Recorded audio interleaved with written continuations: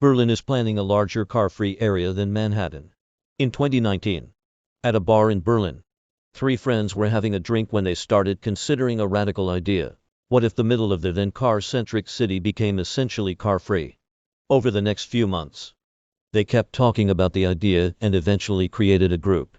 Volksentscheid Berlin Autofrei, or People's Decision for Auto-Free Berlin. The goal, they agreed, should be to limit cars within the space inside the Ringbahn, a huge circular train line in the city.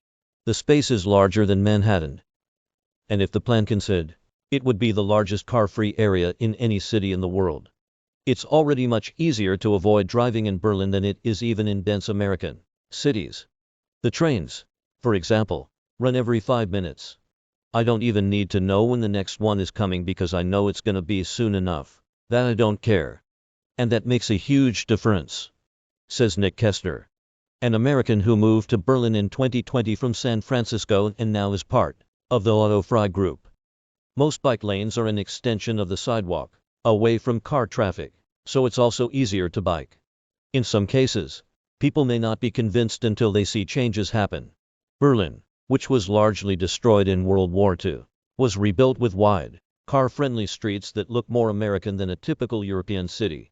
As in American cities, it can be hard to imagine how it might look, say, as bike-friendly Amsterdam instead. But even Amsterdam had to take concerted action to transform itself.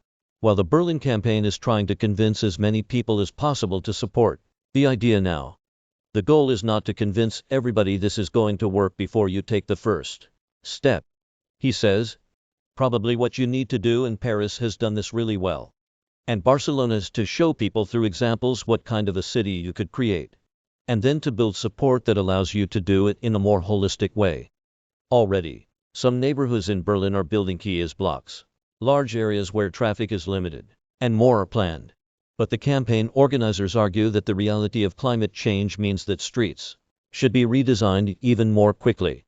Kaestner says that people in Berlin are more likely to understand that the answer isn't just a shift to electric cars. My biggest takeaway from Berlin, and Europe in general over the United States, is just that they have realized that this is not just a revolution toward electric vehicles, but toward the removal of vehicles in general. He says,